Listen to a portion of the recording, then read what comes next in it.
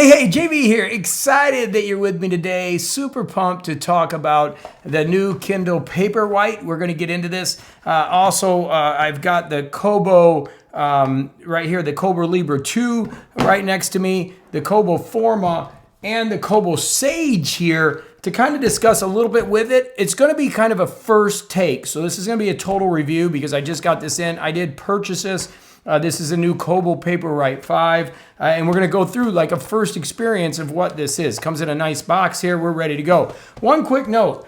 I have a Kobo Sage, brand new, okay, in the box here, and I have a Kobo Sage cover. Really awesome device. I'm looking to give this away, and I wanted to know in the comments, if I always say this community more than a channel, how should I do that? I'm not sure how I should do that, but I would love some suggestions below on how I could give that away to a subscriber or somebody that's a community member here. I think that'd be a lot of fun. Okay, so let's get into the Paperwhite. Again, little thing to tear on the back here. Pretty cool. Let's see. We tear that open and it comes out. All right, so in the box, it's a small box.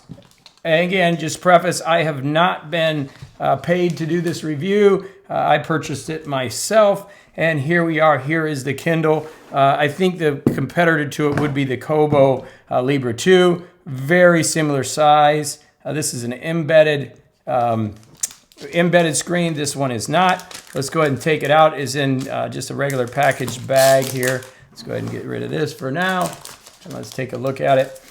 I'm just going to go by weight and see. There it is. Okay, it's there. And in here, I would assume, let's see what we got. We got a charger to charge it and the charger. Okay, so here we are. So this is the little Kindle. See it? Kind of small. Again, fits about the same size as the Libra 2, Kobo Forma, right? And then the Sage. We'll grab that here and just take a peek. I didn't take this out of the case. Probably should have, but see the Kobo Sage, okay? So it's really nice, light form factor. I do like it. Let's go ahead and turn it on here. We'll see what it does. Let's see how long it takes to turn on. Blinks a few times. And there we go. There is the Kindle Paperwhite turning on the new one that has just came out. Let's see how it is. Feels light. Definitely can one-hand it. I'll do a comparison of these two in the real near future. I can handle that. Let's see. Let's set it up. It is in English. Next. So right out of the box, I like the form factor. Tiny for 139 bucks. Pretty good. Tiny. Let's see how the lighting works.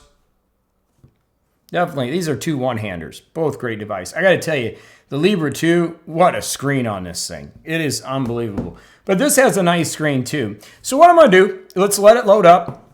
Let me get signed into my Kindle. And we'll do just a quick overview of it. Again, I'm not going to do a huge review, but just a quick overview so we can see it. I just literally got this in. So let's do that, and we'll be right back. Okay, we're back, and I got it set up here. You can kind of see it, the layout. We've got the books set up and an audio. So let's go ahead and just go into a book real quick, and you can see that it just works. I mean, it's nice form factor, really good size. As I grab the Kobo Libra 2, very similar. You can kind of see, works out real well. To get back to the main menu, we just double click there, and we can go into the settings. We can go into dark mode, which gives a little bit of darkness there. Airplane mode, the brightness can come all the way up. We can create the warmth again, that yellow that I'm not a big fan of. You can make it really warm, or of course, like I like it, which is all the way blue. And it's about the same as the Kobo.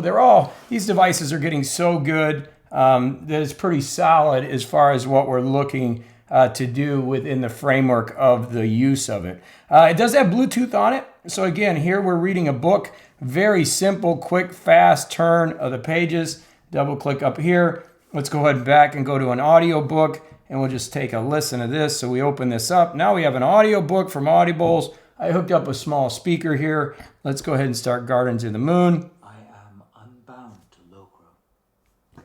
King Avon's Bonecaster. So we can start listening to our books, which is great. I need to work with it a little bit more to see if we can increase the speed, which is very important to me. I listen at 2 times speed. Sounds like the chipmunks, right? But we have it here. We can do that. I do not know if we can read a book at the same time. I know that's a problem with the Kobo. I will see that. Try that out later because that's a big thing that I do. I listen to my iPhone and I listen to a book on 2 times speed and I read at the same time, and that's how I speed read so many books. I get through a lot of books that way. As far as settings go, pretty. Like I said, I was in there. We're in here. Let's go ahead and go into a book. Everything is pretty clean as far as what you need. You can go into your layouts and then search through the book this way, which is great. And again, it has its typical settings.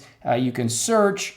I think for the price, it's really intuitive. Obviously, you can shop this Kindle store. You got notes about the book, X-ray. You've got your settings. Again, here you can see your account, your reading options. If we go into reading options, here's where you can check your vocabulary, your page refresh on, accessibility, everything, the pretty standard things that are on a Kindle. But overall, I think the usage of it is the speed is just quick. It's nice. I mean, I don't think you can go wrong with it in this first initial review or just kind of feel of it.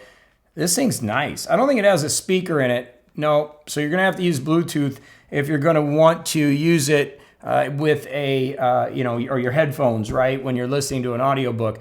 But definitely can take this on the road. Really nice one-hander. This is really comfortable. I don't have a case on it, but again, just to compare it to the Kobo Libra 2, I would say this is a little bit lighter than the Libra 2. And then obviously it's a lot lighter than the Sage, which is almost not one-handable with the case on it. I will tell you that.